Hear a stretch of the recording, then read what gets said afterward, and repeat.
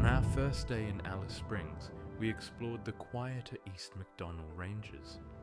But inside Trephina Gorge, the trip suddenly changed. Even an all-wheel drive SUV can get bogged in soft creek sand.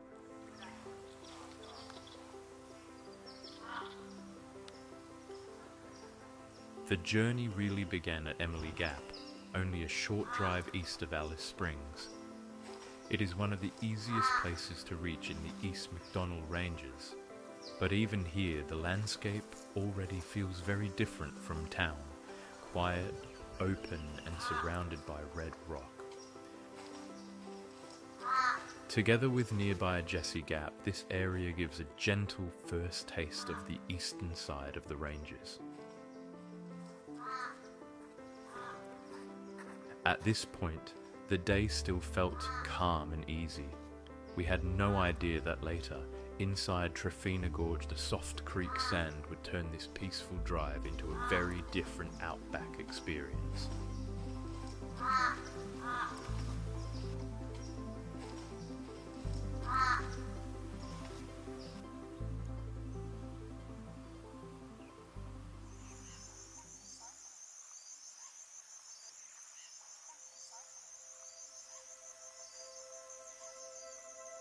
After Emily Gap, we continued a little further east to Jessie Gap.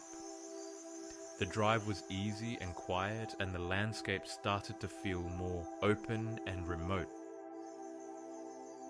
Compared with the better-known West MacDonnell Ranges, the eastern side has a much softer presence. There are fewer people, fewer stops, and more silence. Jessie Gap is a simple place, but that is also its charm. The red rock walls rise from the dry country, and the colours change gently with the light. It does not try to impress you immediately. Instead, it gives you time to slow down and notice the shape of the land, the texture of the rocks, and the stillness around you.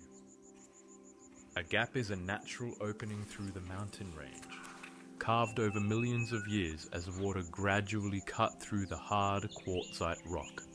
Like many of the gaps in the MacDonnell Ranges, this narrow opening was carved over millions of years by water cutting through the ancient quartzite rock.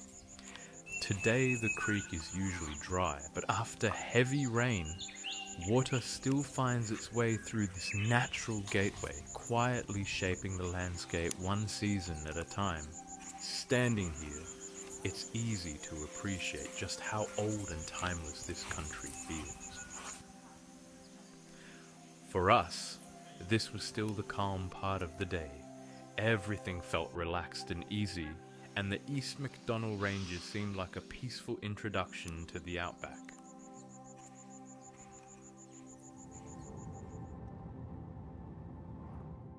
Before reaching Trephina Gorge, we made one more stop at one of Central Australia's most remarkable trees.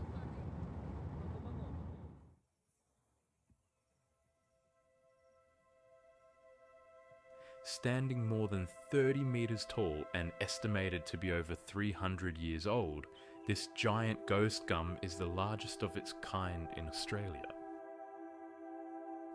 Its brilliant white trunk stands out against the deep red landscape, making it one of the most photographed landmarks in the East MacDonnell Ranges. It's such a famous tree that it has its own sign, parking area and viewing spot, making it a popular stop for visitors on the way into Trephina Gorge.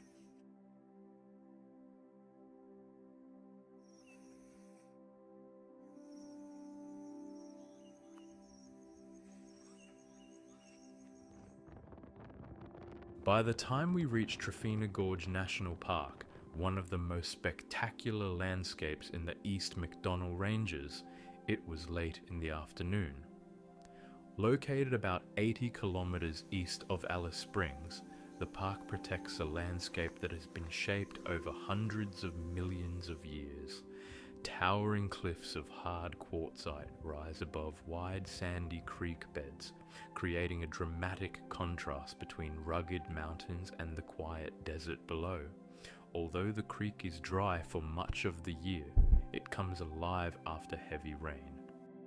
Over countless seasons, flowing water has slowly carved its way through the ancient rock, creating the gorge we see today. The sandy creek bed is a reminder that even in Australia's red centre, water continues to shape the landscape. Trephina Gorge is also an important place for the Eastern Arunti people, whose connection to this country stretches back thousands of years. As we made our way through the Sandy Creek crossing, everything seemed perfectly normal. On the drive-in, the water was shallow and I could feel the tires rolling over a firm line of rocks beneath the surface. I assumed the entire crossing was like that, but on the way back, another vehicle was approaching from the opposite direction. To give them more room, I gently steered a little to the left. What I couldn't see beneath the water was that the rocky track only covered a narrow strip. The moment our wheels left it, the soft sand swallowed the tires and our all-wheel drive SUV came to a stop. No matter what we tried, we couldn't drive out. I climbed into the cold water, soaking my shoes and the bottom of my trousers, while the other driver safely made it across and went to find the park ranger. Not long afterwards, the ranger arrived with a recovery vehicle. He smiled, reassured us not to worry, and told us he had pulled out many vehicles recently after the unusually wet winter had left the creek crossings much softer than normal.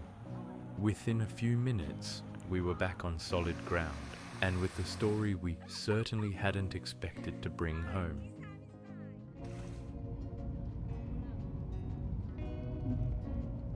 Laughing at ourselves for what happened at the creek all the way, we arrived at Corroboree Rock just before sunset. Rising from the desert floor, this striking dolomite formation is unlike any other rock in Central Australia. Formed hundreds of millions of years ago, its layered shape has been sculpted by wind and weather into one of the most distinctive landmarks in the East MacDonnell Ranges. For the traditional owners, Corroboree Rock is also a culturally significant site, and visitors are asked to admire it with respect from the designated viewing area. Unfortunately, the weather had other plans for us. Thick clouds covered the sky, and the warm evening light we had hoped for never appeared. But somehow it didn't matter. After the unexpected adventure at Trephina Gorge, simply standing here in the quiet desert felt like the perfect way to end the day. Looking back, getting bogged in the creek wasn't the memory we had planned to make, but it became the story we would remember most. Sometimes, the best travel memories don't come from perfect conditions or perfect photographs. They come from the unexpected moments that remind us every journey is an adventure. As the daylight slowly faded over Corroboree Rock, we began the drive back to Alice Springs, grateful, relieved, and already smiling about the story we'd be telling for years to come.